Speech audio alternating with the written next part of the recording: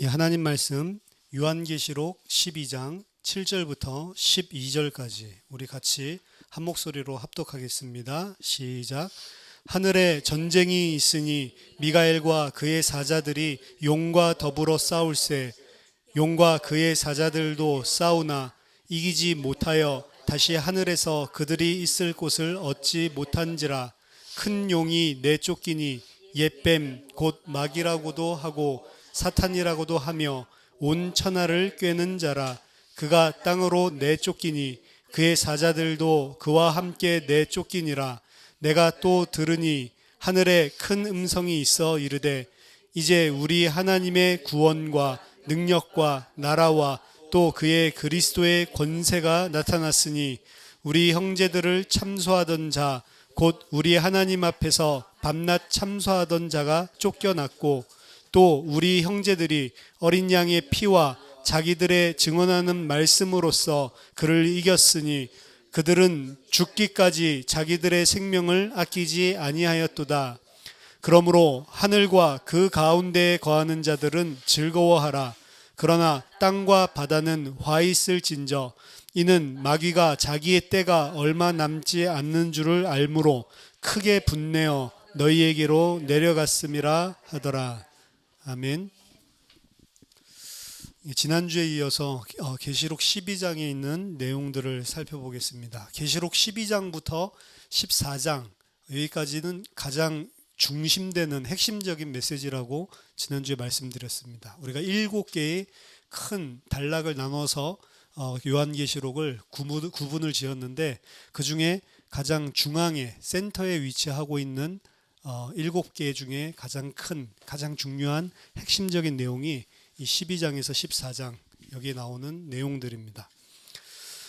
지난주 1절부터 그리고 6절까지는 예수 그리스도의 탄생 이전의 교회와 박해를 받던 교회와 그리고 예수 그리스도의 탄생 그리고 그의 승천 그리고 그 이후에 여자가 교회가 광야로 내쫓기는 이런 모습들을 하지만 그 내쫓기고 광야로 아주 고난을 받는 그런 환난의 장소로 들어간 것 같지만 그곳이 바로 하나님께서 예비하신 장소, 양육을 하기 위해서 하나님께서 준비하신 곳이다. 이런 부분들을 말씀드렸습니다. 오늘 본문은 하늘에서 벌어진 전쟁에 관한 이야기로 시작을 하고 있습니다. 7절, 8절 보니까 하늘에 전쟁이 있으니 미가엘과 그의 사자들이 용과 더불어 싸울세. 용과 그의 사자들도 싸우나 이기지 못하여 다시 하늘에서 그들이 있을 곳을 얻지 못한지라 라고 이야기했습니다.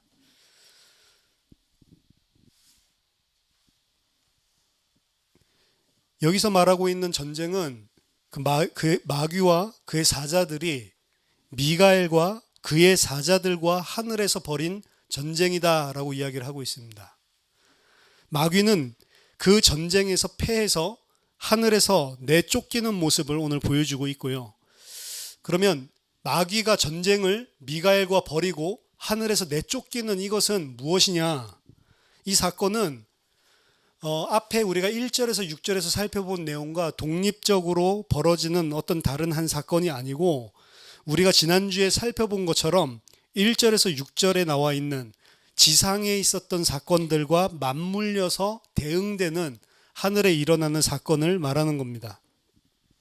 자, 유대 묵시문학을 보면요, 선한 천사와 악한 천사라고 하는 존재는 각각 이스라엘과 그리고 이 땅의 악한 나라들을 대표하는 존재로 생각을 했습니다. 그렇게 표현을 했어요. 따라서 유대 문헌에서는 이스라엘이 출애굽하는 것도 어떻게 그리고 있냐면 하나님이 보내주신 이스라엘의 수호천사가 애굽의 수호천사, 애굽의 악한 수호천사들을 물리치고 그들을 심판하는 것으로 표현을 하고 있습니다. 따라서 이스라엘이 그냥 홍해를 건넌 것이 아니고 그 배후에는 이스라엘을 대표하는 천사와 그리고 애굽을 대표하는 악한 천사와의 전쟁이 있었고 그것을 통해서 구원이 이루어지는 것들을 표현한 거죠. 이러한 출애굽 당시의 천사들 간의 전쟁은 마지막 시대 요한계시록 안에서도 지금 나타나는 겁니다. 애굽을 하나님의 백성으로 만드는 것처럼 이 땅에서 하나님의 백성을 구원해서 출애굽을 시키는 그 구속 사역을 일으킬 때 동일한 일들이 일어난다라고 생각을 하고 요한계시록도 지금 표현을 하고 있는 거예요.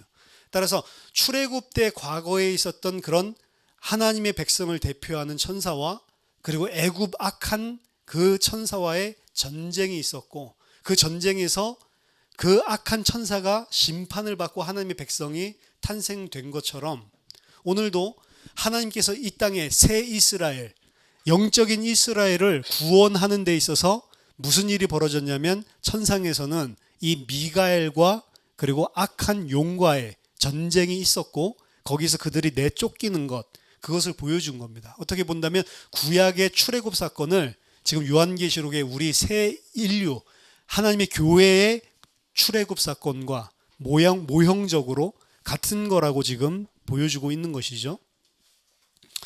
이러한 천상적인 전쟁의 이미지는 다니엘서를 그 배경으로 하고 있습니다.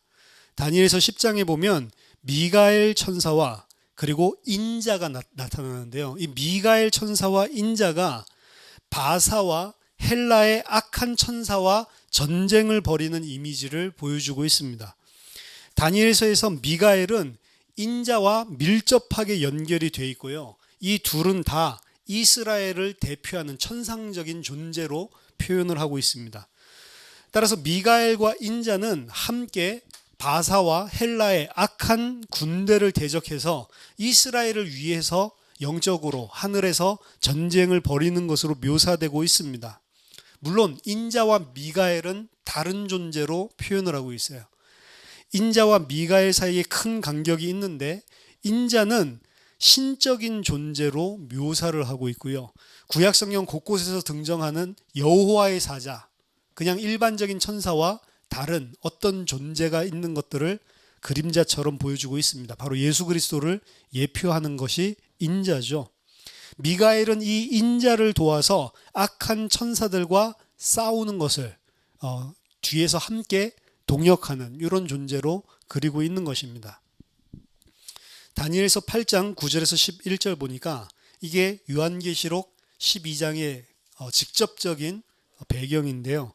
그중 한 뿔에서 또 작은 뿔 하나가 나서 남쪽과 동쪽과 또 영화로운 땅을 향하여 심히 커지더니 그것이 하늘 군대에 미칠 만큼 커져서 그 군대와 별들 중에 몇을 땅에 떨어뜨리고 그것들을 짓밟고 또 스스로 높아져서 군대의 주제를 대적하며 그에게 매일 드리는 제사를 없애버렸고 그의 성소를 헐었으며 라고 이야기를 하고 있습니다.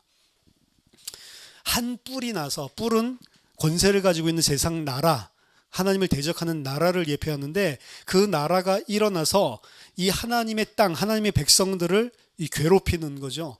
그 전쟁이 일어날 때 그것이 천상에서 똑같은 일들이 벌어지는데 그 뿔이 하늘 군대에 미칠 만큼 커져서 그 군대와 별들 중에 몇을 땅으로 떨어뜨렸다라고 이야기를 합니다. 이거 이미 우리가 4절에서 용이 하늘의 별들을 3분의 1을 땅에 떨어뜨려 내치는 그 장면과 똑같은 거죠. 그러고 난 다음에 그 뿔은 어떻게 한다고 했냐면 스스로 높아져서 군대의 주제를 대적한다라고 했는데 그 군대의 주제가 누구냐?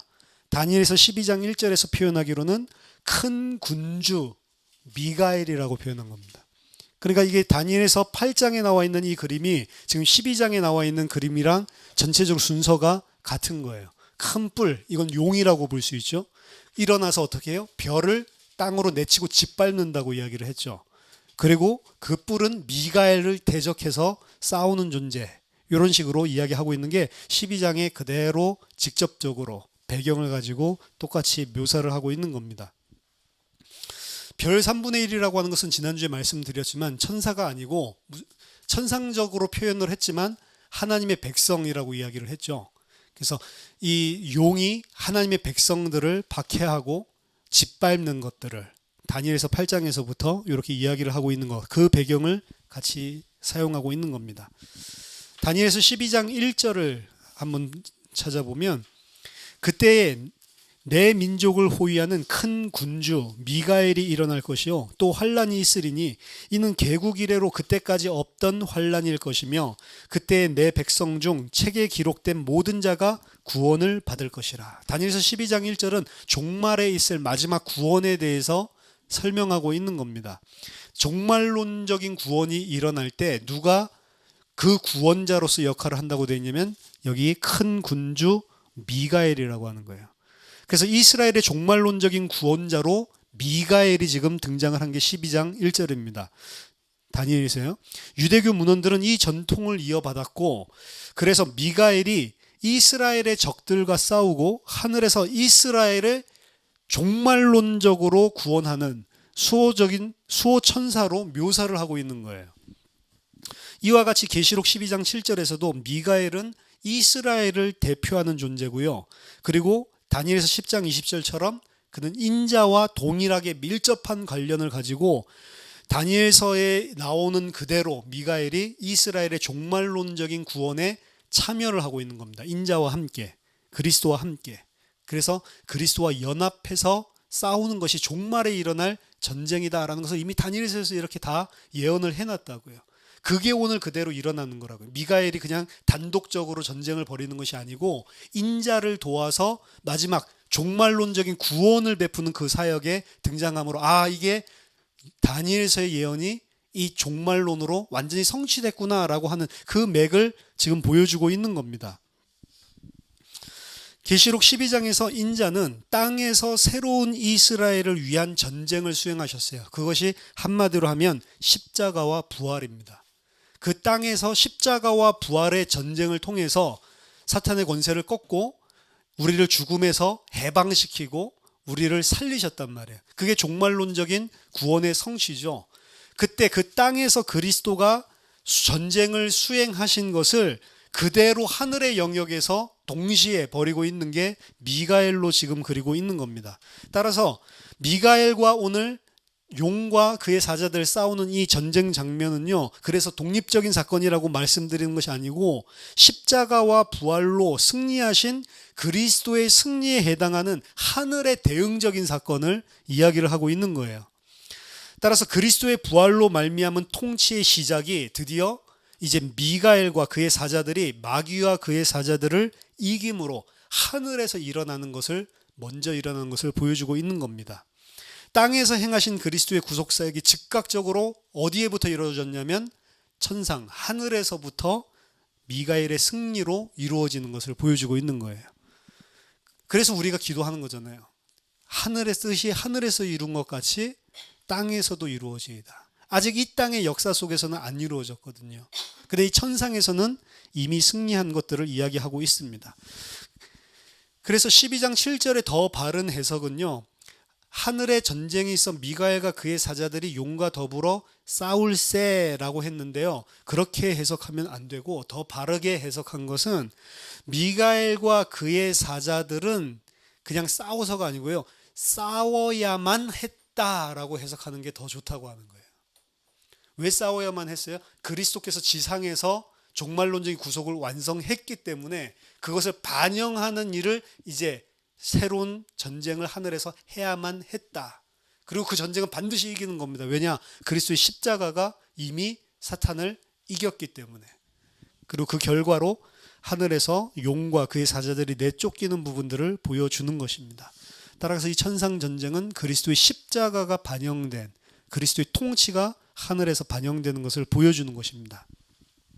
마귀와 그의 군대가 패배함으로 나타난 직접적인 결과는 그들이 다시는 하늘에서 있을 곳을 얻지 못하게 되었다라고 이야기합니다.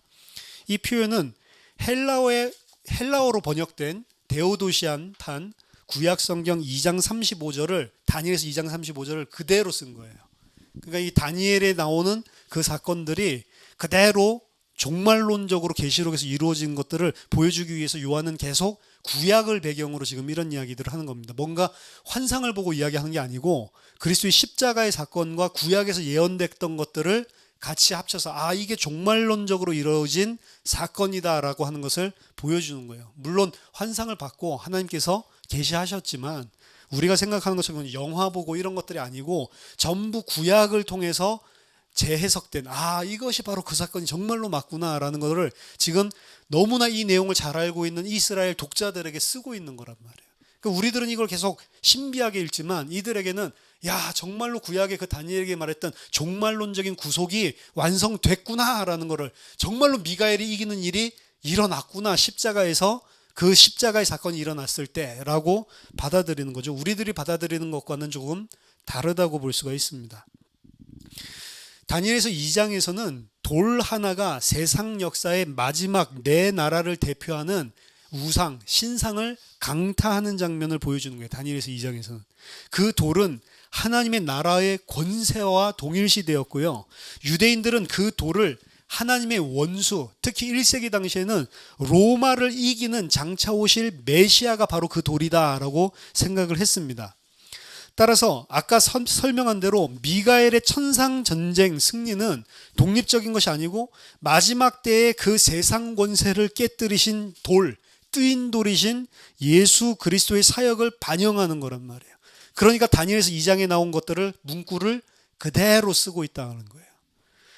계시록 12장 7절에서 12절 전체는 그리스도의 부활로 말미암아, 십자가와 부활로 말미암아 땅에 일어난 사건에 상응하는 하늘에서 벌어지는 일들을 그래서 그리고 있는 것입니다. 12장 9절 보니까 큰 용이 내쫓기니 옛 뱀, 곧 마귀라고도 하고 사탄이라고도 하며 온 천하를 꿰는 자라. 그가 땅으로 내쫓기니 그의 사자들도 그와 함께 내쫓기니라. 자, 마귀가 내쫓기는 것은 그가 그의 죄로 인해 하나님의 심판을 받았기 때문입니다. 4절에 보면 그는 불의하게 별들, 하나님의 백성을 땅으로 내쳐냈죠. 다니엘서의 표현에 의하면 내쳐내고 짓밟아 버렸죠. 이 용은 창세기 3장의 마귀적 인물과 동일시돼서 표현하고 있는 옛 뱀이라고 지금 이야기를 하고 있는 거예요. 유대 문헌에서는 마귀를 태초의 뱀, 옛 뱀이라고 칭하였습니다. 그래서 그들이 익숙하게 늘 들어왔었던 사탄을 의미하는 그런 존재로 표현을 하고 있습니다. 마귀라는 뜻은요, 참소한다, 참소하는 자라는 뜻이고요. 사탄이라는 뜻은 대적하는 자라는 뜻이에요. 창세기 3장에서 일어난 이 뱀의 역사는 마귀의 참소와 속임, 이 두 가지를 동시에 담고 있음을 묘사하고 있는 것입니다. 뱀은 어떻게 사람들을 속였냐면 하나님이 선악을 알게 하는 나무의 실과를 따먹지 못하게 하신 것은 그들에게 뭔가 발생할 수 있는 유익을 제한하려는 나쁜 동기가 있었다라고 인간들을 속였고요. 그리고 이렇게 마귀는 하나님의 성품을 모함하고 이 모함을 통해서 남자와 여자를 속인 것입니다. 창세기 3장 타락 후에 뱀과 그의 사자들은 이러한 모함, 속임, 하나님을 대적하고 그리고 하나님의 백성들을 속이는 일들을 계속해서 하고 있는데, 그것은 이제 아담 하와 에덴 동산에만 국한된 것이 아니고 온 천하란 말이에요. 세계적인 영역으로. 그래서 지금 온 천하를 꿰는 자, 온 천하를 속이는 자라고 이야기를 하고 있는 것입니다. 더 중요한 것은 참소하는 자, 참소하는 것입니다. 계시록 12장 10절에도 보니까 내가 또 들으니 하늘에 큰 음성이 있어 이르되 이제 우리 하나님의 구원과 능력과 나라와 또 그리스도의 권세가 나타났으니 우리 형제들을 참소하던 자, 곧 우리 하나님 앞에서 밤낮 참소하던 자가 쫓겨났다라고 이야기를 하죠. 하늘나라에서 이 사탄과 마귀와 그의 사자들이 쫓겨났는데 그들을 한마디로 표현하기를 밤낮 없이 하늘에서 우리 형제들을 참소하던 자라고 이야기를 합니다. 이 사탄은 인간들로 하여금 하나님을 모함하고 속여서 죄를 짓게 한 것, 그것보다 더 악랄한 것은 그 죄를 짓게 만든 그 인간들을 하나님 앞에 달려가서는 참소하는 거예요. 저들이 죄를 지었습니다. 당장 죽이십시오 라고 참소하는 것입니다. 구약에 등장한 사탄은 하나님의 백성을 대적해서 하나님 앞에 계속 상소하는 모습들을 보여주고 있어요. 우리가 잘 아는 욥기에서도 그러죠. 욥이 하나님 잘 섬기고 하나님이 복 주고 이렇게 하니까 하나님께 올라가서 복 안 주고 하나님이 주신 것들 다 걷어가면 당장 쌍욕을 할 건데요. 하나님이 그렇게 해주니까 그러죠 라는 식으로 모함을 하죠. 스가랴 3장 1절에서 6절에서도 그렇습니다. 여기서도 사탄은 하나님 오른편에 서서 여호수아를 대적하는 모습을 보여줘요. 제사장인 여호수아가 그의 죄로 인해 심판을 받아야 된다라고 참소를 하지만 하나님은 그가 택함을 받은 자다라고 선언하면서 그의 고소를 기각하고 여호수아에게 더러운 옷을 벗기시고 순전한 옷으로 갈아입혀 주십니다. 그러니까 이 사탄은 구약에서 신자 성도들의 죄나 허물을 가지고 하나님 앞에 올라가서 계속해서 저들을 벌해야 된다고, 저들은 그런 하나님의 복을 받을 자격이 없다라는 것을 계속해서 참소하는 자로 등장을 한단 말이에요. 구약의 본문들은 사탄이 성도들이 신실하지 못하다고 참소를 하고 그들이 하나님의 구원과 은혜의 복을 받을 자격이 없다는 것을 계속해서 하나님께 상기를 시키는 존재로 묘사를 하는 겁니다. 또한 이 참소는 단순히 저 성도들이 하나님이 이런 거 받을 가치가 없잖아요, 그렇게 해주면 안 되잖아요 라고 말하는 것은 성도에게 향한 것뿐만이 아니에요. 그와 동시에 그런 부패한 자들에게 맞지도 않게, 공평하지 않게 복을 주시는 하나님에 대한 참소이기도 합니다. 하나님이라면, 세상을 심판하실 하나님이고 공의를 행하실 하나님이라면 저 죄를 짓고 있는 그 백성을 어떻게 그대로 둘 수가 있냐라고 하는 거죠. 따라서 하나님의 성품, 가치 없는 자들을 마구 복 주시는 그런 하나님의 성품을 보면서 당신은 부패한 자다, 당신 또한 죄인이다라고 고발하고 있는 게 이 사탄의 참소란 말이에요. 마귀의 참소는 죄에 대한 형벌로서 반드시 영적 사망이라는 판결을 그 성도들에게 내려야 되며, 그리고 이 땅에서 구원의 축복을 주면 안 되고 구원이라고 하는 상을 박탈시켜야 된다라고 하는 게 마귀의 참소의 내용입니다. 그리고 그것은 성경에 보면 하나님이 그렇게 행하셔야 의로우신 하나님이세요. 따라서 성경에 있는 하나님의 성품과 공의, 거기에 근거해서 참소를 하고 있는 것입니다. 그래서 정확한 근거를 가지고 사탄은 참소한단 말이에요. 이러한 고발은 마땅히 받아야 할 심판을 받지 않고 있는 성도들을 겨냥한 것입니다. 따라서 사탄은 이러한 불평을 제기할 만했고, 구약 성경에서는 하나님께서는 그 사탄의 참소를 허용하고 있는, 그것도 하나님의 천상회의에서 이런 모습을 보여주고 있는 것입니다. 하지만 그리스도의 죽음을 통해서 이제 어떻게 됐냐면 이들이 밤낮 참소하던 자가 쫓겨났다라고 했죠. 그리스도의 십자가와 부활로 미가엘의 천상의 전쟁이 일어났는데 거기에서 패해서 이제는 더 이상 하늘에 있을 자리가 없고 이들이 쫓겨났다라고 이야기를 하고 있습니다. 여기에 이제 대단한 반전이 일어난 것입니다. 그리스도의 죽음을 통해서 더 이상 마귀는 성도들을 참소할 근거를 잃어버렸다는 거예요. 참소할 만한 거리가 이제는 없어졌다, 제거됐다라는 이야기입니다. 그리스도의 죽음은 하나님이 믿음으로 구원을 받은 모든 사람의 죄값을 십자가에서 이미 받아낸 그 심판을 이미 우리 대신 받으시는 심판이었기 때문에 그들은 더 이상 믿음으로 그리스도 안에 연합한 자에게 그 죄값을 물을 수 있는 근거가 상실된 것입니다. 물론 그리스도 죽음 이전에 마귀가 이런 참소한다는 것 자체도 불의한 것이죠. 왜죠? 그가 하나님을 모함하고 그가 사람들을 속였기 때문에 죄를 지었잖아요. 죄의 기원자가 사실은 자기가 모든 것을 조작해서 죄를 짓게 만들어 놓고 그러고 나서 자기는 떳떳한 것처럼 하나님께 참소를, 그거 자체가 사실은 이미 구약에서도 말이 안 되는 거지만 이제는 그러한 불의한 참소조차도 할 수 있는 발판을 그리스도의 십자가로 완전히 잃어버렸다라고 하는 게 미가엘이 천상에서 그들을 내쫓은 거란 말이에요. 마귀가 고소하고 심판하기를 원했던 그 백성의 죄는 사실은 그 마귀의 속임수의 배경을 두고 있었습니다. 하지만 더 이상 마귀는 하나님의 백성을 참소할 수가 없게 되었습니다. 죄가 없으신 그리스도께서 그의 성도들을 위협했던 모든 진노를 대신해서 다 짊어지셨기 때문에, 따라서 성도들은 장차 임할 최후의 진노에서 구원을 받을 수 있는 것이고요. 그리스도는 흠이 없으신 대속의 어린 양으로서 그의 죽음을 통해 땅에서 그의 백성들을 피로 사셔서 하나님께 드렸다라고 성경은 이야기하는 겁니다. 예수의 이 대속적인 죽음은 사람들을 사망에 던져넣는 마귀의 권세에서 해방시키셨고 그 마귀의 권세를 무력화시켰다는 겁니다. 그래서 이미 마귀의 권세가 다 깨졌다라고 이야기하는 거예요. 마귀와 전쟁을 벌인다, 영적 전쟁을 벌인다 이렇게 해서 무당처럼 신비적으로 그렇게 싸우는 게 마귀와의 전쟁이 아니란 말이에요. 마귀와의 전쟁은 그렇게 영적으로 싸우는 거라고 해서 무릎 꿇고 기도를 몇 시간 하면 영적으로 싸우고 그거 아닙니다. 그 귀신 부리는 사람들이 이야기하는 거랑 성경이랑 혼용해서 생각하고 있는 거예요.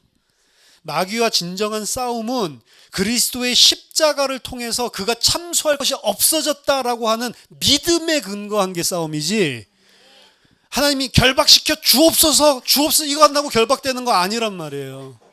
그게 영적 싸움 아닙니다. 그걸 여러분들 반드시 기억해야 됩니다. 시브리서 2장 14절 15절 보니까 자녀들은 혈과 육에 속하였음에 그도 또한 같은 모양으로 혈과 육을 함께 지니심은 죽음을 통하여 죽음의 세력을 잡은 자 곧 마귀를 멸하시며 또 죽기를 무서함으로 한평생 매어 종로로 타는 모든 자들을 놓아주려 하심이니. 끝났단 말이에요. 그러므로 마귀는 더 이상 성도들을 고발할 수 있는 그 어떠한 근거도 없어졌습니다. 그러니까 내가 이 죄를 지어서 저주받았나 재앙받았나 그거 아니란 말이에요. 내가 성도가 맞다면 그런 재앙은 없습니다. 그런 저주는 없습니다. 그럼 이 나에게 오는 이 저주 같은 거 재앙 같은 건 뭐예요? 그 속에 하나님께서 나를 양육하고 나를 하나님의 백성답게 삼으시는 도구로 허락하신 거예요.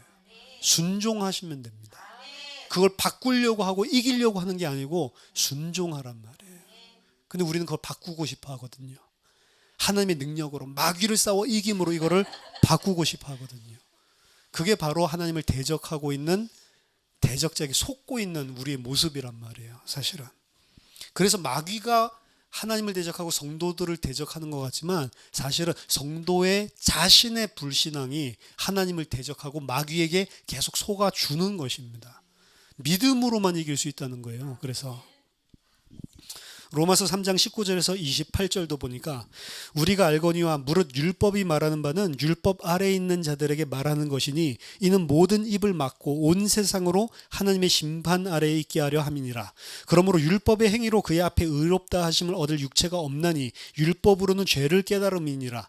이제는 율법 외에 하나님의 한 의가 나타났으니 율법과 선지자들에게 증거를 받은 것이라. 곧 예수 그리스도를 믿음으로 말미암아 모든 믿는 자에게 미치는 하나님의 의니 차별이 없느니라. 모든 사람이 죄를 범하였으며 하나님의 영광에 이르지 못하더니 그리스도 예수 안에 있는 속량으로 말미암아 하나님의 은혜로 값없이 의롭다 하심을 얻은 자 되었느니라.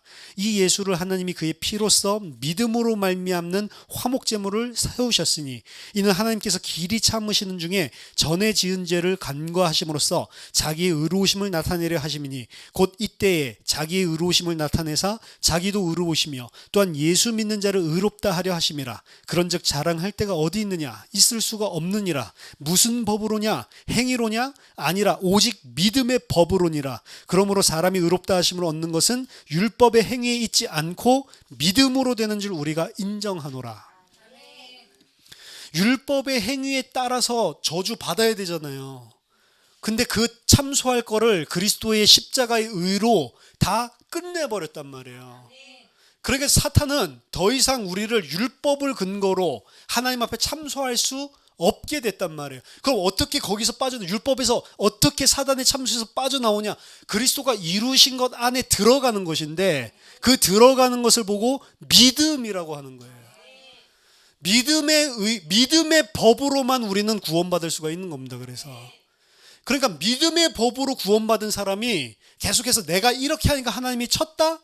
이런 생각하는 것 자체가 틀린 거잖아요. 또다시 율법으로, 또다시 사탄의 참소로 돌아가고 있는 거잖아요. 그리스도 예수 안에 있는 자는 결코 정죄함이 없다라고. 그래서 자유를 얻는 것입니다. 그러면 아무렇게나 살 수 있습니까? 그러면 율법이 폐하여졌기 때문에 율법이 없어진 겁니까? 아닙니다. 율법이 폐해진 게 아니고 예수님은 그 율법이 완성됐다라고 하는 거예요. 그게. 율법의 완성은 뭐죠? 율법의 완성은 그리스도라니까요. 율법은 무엇을 위해서 주어졌죠? 너희 죄를 깨달음이라.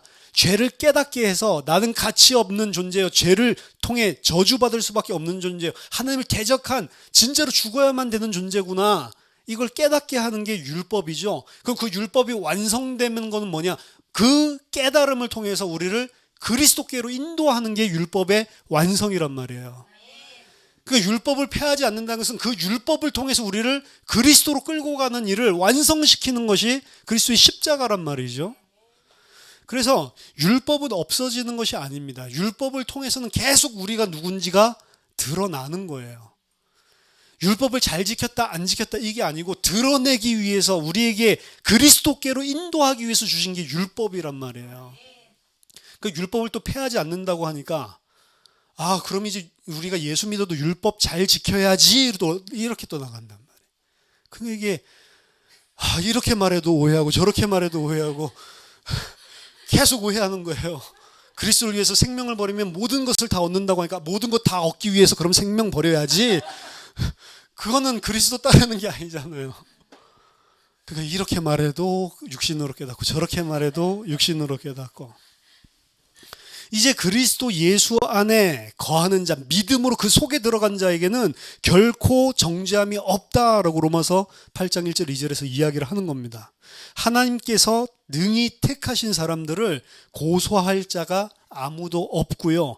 심지어 천사들이나 정사나 권세들이나 그 세상 주관자들도 정죄하지 못하고 하나님의 사랑, 그리스도 예수 안에 있는 사랑에서 끊을 수 없다. 로마서 8장 31절에서 39절에 이야기하죠. 물론 성도들은 온종일 죽음에 넘겨지고 있습니다. 하지만 그리스도 예수 안에 있는 하나님의 사랑에서 그 성도들을 끊을 수 있는 법적인 고소는 영원히 없단 말이에요. 예수님의 공생의 사역에서도 사탄이 하늘에서 떨어지는 모습이 언급되죠. 기억이 나시죠? 누가복음 10장 17절에서 20절 70인이 기뻐하며 돌아와 이르되 주여 주의 이름이면 귀신들도 우리에게 항복하더이다. 예수께서 이르시되 사탄이 하늘로부터 번개같이 떨어지는 것을 내가 보았노라. 내가 너에게 뱀과 전갈을 밟으며 원수의 모든 능력을 제어할 권능을 주었으니 너희를 해칠 자가 결코 없으리라. 그러나 귀신들이 너희에게 항복하는 것으로 기뻐하지 말고 너희 이름이 하늘에 기록된 것으로 기뻐하라 하시니라. 이 본문은 예수님의 제자들이 귀신을 내쫓음으로 사탄을 주관하는 권세를 가지기 시작한 것을 예표적으로 보여주고 있는 거예요. 하지만 더 중요한 것은 예수님이 말씀하신 겁니다. 그 제자들의 이름이 하늘에 기록된 것. 이게 더 중요한 거란 말이에요.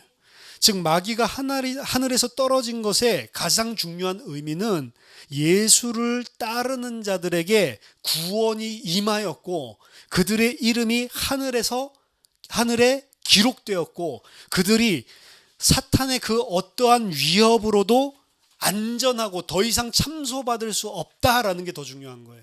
귀신 내쫓기는 게 중요한 것이 아니고 그 이름이 기록된 자들이 귀신을 내쫓는 권세를 가지게 된 것은 마귀가 패했다라는 것을 예표적으로 보여주는 것이고 그들의 구원이 마귀는 어떻게도 손을 댈 수 없는 존재로 전락했다라는 것을 보여줄 뿐이지 진짜 중요한 포커스는 거기에 있단 말이에요.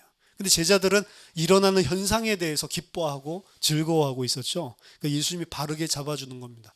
너희 이름이 하늘에 기록된 거 그것 때문에 지금 기뻐해야지. 사탄이 떨어진 게 중요한 게 아니고 너희들이 그 존재가 됐다는 게 이게 포커스인데.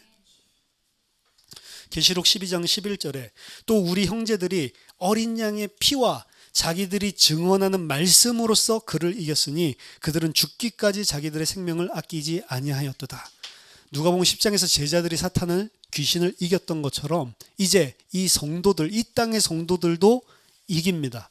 이제 그리스도께서 땅에서 행하셨던 일, 우리 12장의 5절, 10절에 나오는 그리고 미가엘이 하늘에서 행했던 일 7절에서 9절에 나오는 이 구속사의 결정적인 승리가 땅에서 고난당하는 그리스도인들에게도 영원히 역사 내내 뱀을 이기는 승리의 기초라고 밝히고 있는 거예요.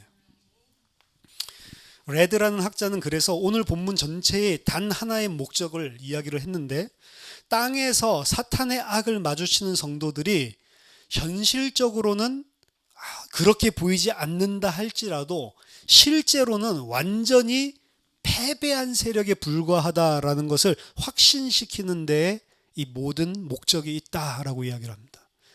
사탄이 이 땅에서 엄청난 권세를 가지고 활동하고 있는 것처럼 보여요. 근데 뭘 지금 보여주는 거냐면 이미 다 끝났다. 그거 아무것도 아니야. 이거를 확신시키는데 오늘 12장에 모든 한 가지 포커스가 있다라고 주장을 합니다. 그만큼 그게 중요한 내용이라는 이야기예요.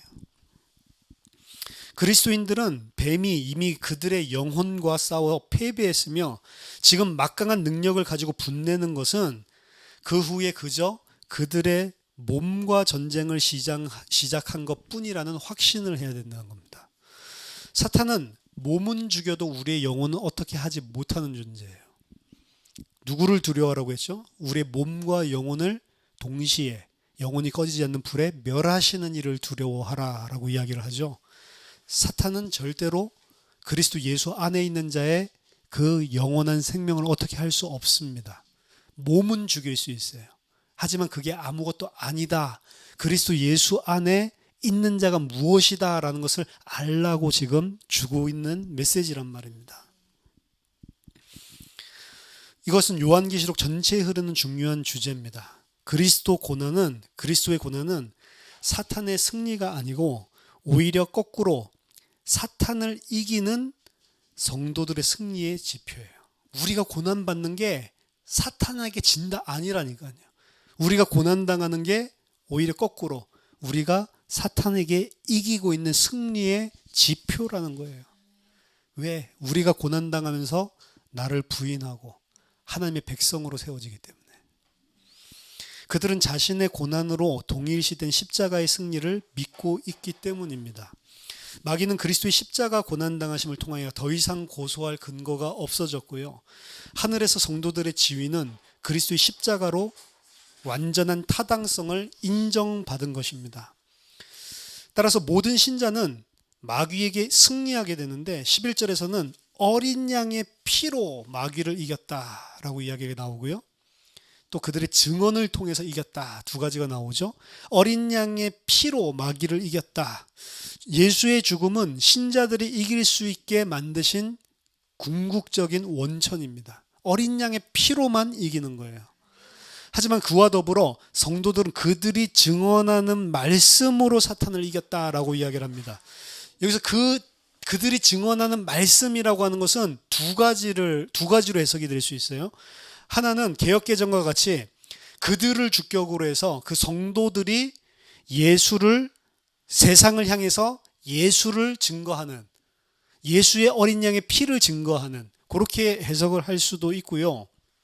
반대로 그들의 증거를 소유격으로 해석해서 그러니까 하나님이 그들에 대해서 증거해 주시는 것, 그렇게도 해석을 할 수가 있습니다. 그러니까 어떻게 해서 성도들이 사탄을 이기냐? 예수의 피와 하나님이 그들은 이 피 안에 피로 옷 입은 자들이다. 그들은 예수 안에 있는 자들이라고 하나님이 증언해 주시는 증언을 통해서 사탄을 이겼다. 이렇게도 해석이 되는 거라고요. 근데 우리는 여기서 우리가 그래서 전도해야지 승리하는 거구나. 그게 아니라 두 번째 해석을 따르면 예수의 피로서 그들은 이기고, 그리고 그 예수를 믿는 그들이 바로 예수 안에 있다라고 하나님이 증언해 주는 그 말씀, 선언을 통해서 사탄을 이겼다라고 이야기를 하는 거예요. 물론 우리 개역개정처럼 이야기하는 것도 나쁜 것은 아니고 좋은 것입니다. 왜냐하면 그 증거를 받은 자가 내가 이 증거로만 살 수 있다라는 그 증언을 통해서 당연히 사탄을 이기는 것이기 때문에. 그렇기 때문에 큰 무리는 없지만 두 가지로 해석되는 것을 볼 때 여러분들이 그냥 이게 단순하게 성도들은 예수 믿고 전도해야지 사탄을 이기지, 그건 아니란 말이에요. 전도를 이야기하고 있는 게 아닙니다. 하나님의 증언이 사실상은 더 우선시 되는 거란 걸 전 말씀드리고 싶은 거예요. 하나님이 의롭다 하신 자들을 정죄할 수 없다. 요 맥을 같이 하고 있는 그런 말씀이란 말입니다. 신자들의 승리의 개념은 11절 후반부에서 더욱더 발전을 하는데요. 그들은 죽기까지 자기들의 생명을 아끼지 아니하였도다. 이것은 성도들이 박해에도 굴하지 않고 인내로써 그리스도를 증언했다는 것입니다. 성도가 끝까지 믿음 안에서 인내하는 것은 끝까지 이기는 것과 용에게 패배를 안겨주는 거예요. 인내하는 것은. 참 이기는 자의 표시는 자기 땅에서의 안위보다 자기 주님을 더 사랑하는 모습으로 나타나는, 그게 이 땅에서의 성도의 표지입니다. 그게 뭐냐면 나를 부인하고 그리스도만 붙잡고 그 그리스도만 증언하는 거예요. 그 그리스도만 의지하는 거예요. 이게 참 성도의 표지예요. 복 받는 거 아닙니다. 열심히 교회에서 하는 활동들 참여하는 거, 그게 참 성도의 표지가 아니란 말이에요. 참 성도의 표지는 이 땅에서 나를 부인하고 오직 그리스도께만 의존하는 거, 그게 그리스도인의 표지란 말이에요. 예수를 따르는 자는 마태복음 16장 24절 26절에 자기를 부인하고 십자가를 지는 것입니다. 누구든지 제 목숨을 구원하고자 하면 잃을 것이요 누구든지 나를 위하여 제 목숨을 잃으면 찾으리라. 결국에 마지막에 자기 생명을 찾는 사람들이 있었고, 핍박 시대들을 보면 마지막 순간에 끝까지 부인하지 않고 그리스도를 의지하고 자기 목숨을 버렸던 사람들이 있었죠. 그게 이제 표지인 겁니다. 그러니까 우리나라의 역사, 기독교 역사를 생각하면 안타까운 거예요. 신사참배를 그렇게 거의 대부분의 기독교 목사들과 장로들과 성도들이 했다라고 하는 것은 그게 믿음의 표지라고요, 사실은. 그냥 한번 우리가 믿음이 약해서 넘어가는 그 문제가 아닐 수 있습니다. 제가 하나님이 아니라서 판단은 못하지만 그만큼 나를 부인하고 그리스도 때문에 내 생명을 버리는 것이 힘들다 말이에요. 사실 불가능한 거죠. 하나님이 주시는 은혜가 없는 자라면, 하나님이 택하시지 않은 자라면 불가능한 것입니다. 베드로와 제자들도 다 그랬었고요. 그렇지만 성령을 받았을 때 그들은 절대로 타협하지 않았죠. 그냥 죽어버렸습니다. 그러니까 성령 받았다는 표지가 사실은 어디서 나오냐면 나를 부인하고 정말로 그리스도만 의존하는, 하나님이 이걸 죽음을 허락하신다면 나는 그냥 순종하고 죽는. 그 베드로가 사도행전 12장에서 감옥에서 다음날 죽는데도 쿨쿨 잠자는 거예요. 순종하는 거죠. 하나님이 부르시면 막을 수가 없다라는 거죠. 내가 무엇을 해가지고 살아나려고 구차하게 목숨을 구걸하지 않는 거죠.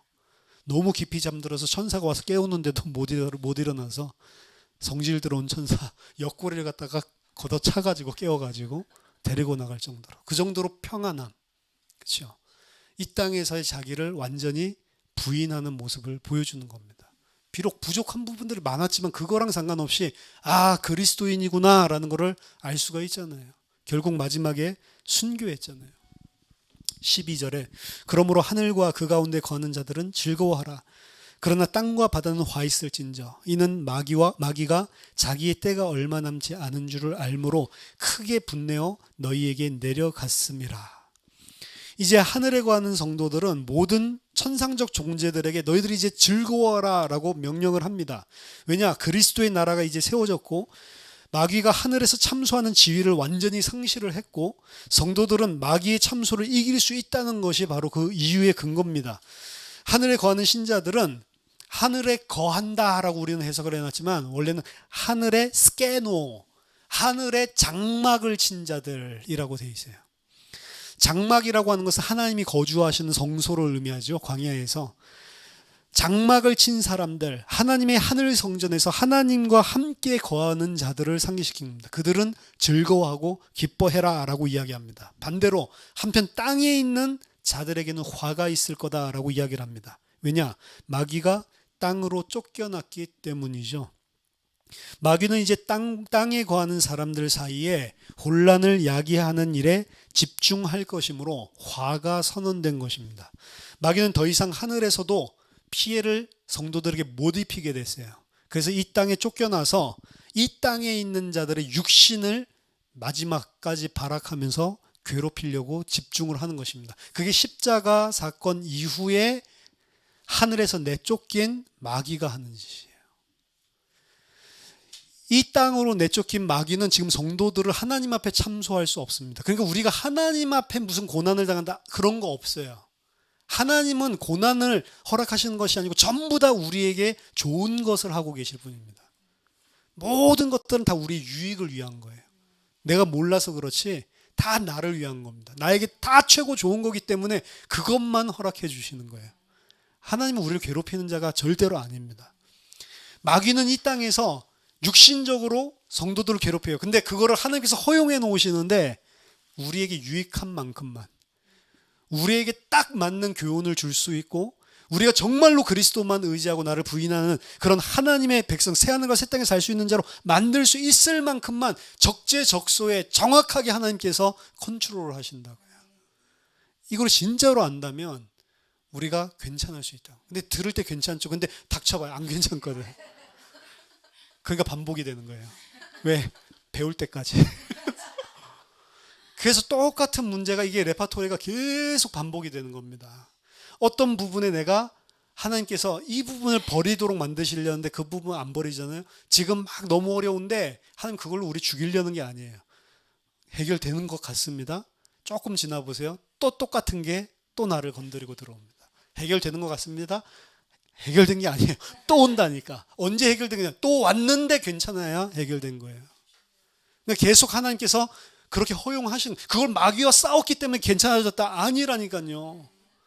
그 진짜 마귀는 그 문제를 일으키는 그 사탄이 아니고요. 거기에 내가 하나님께 순종하지 않고 나를 부인하지 않는 내 속에 있는 이게 마귀라고요. 계속 하늘에 있는 용이랑 싸우려고 하지 말고 내 속에 있는 용이랑 싸워야 돼요. 그건 귀신이 들어왔다 그 소리가 아니고 내가 귀신이고 마귀라니까. 그걸 하나님이 뜯어내는 거예요. 하나님이 그거를 부인하고 하나님 백성으로 만들어 가시는 거라고요. 하늘에서 뜻이 이루어진 것처럼 땅에서도 이루어지리다. 하나님 그리스도께서 이루신 것이 하늘에서 완전히 이루어졌는데 그것이 땅에서 내 몸에도 하나님이 이루어지게 하옵소서. 그게 주기도문의 의미입니다.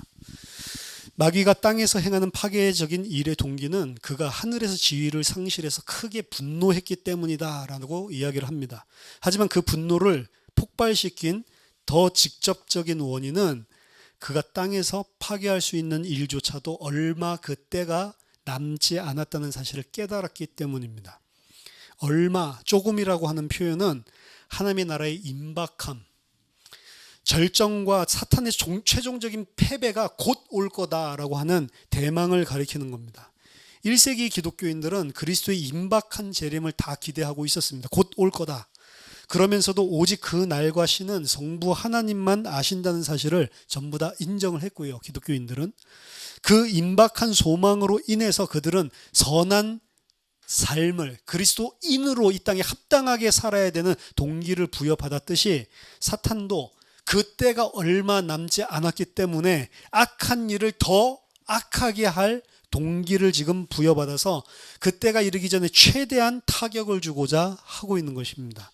이 얼마의 기간은 위에서 언급한 1260일, 42개월, 3일 반, 한때, 두때, 반때, 세때 반을 의미하는 하나님의 백성이 원수에게 종말론적인 박해를 받는 교회 시대 전체를 의미합니다. 하지만 하나님은 그 때를 통해서 그의 백성을 양육하고 그들을 완벽하게 보호하십니다.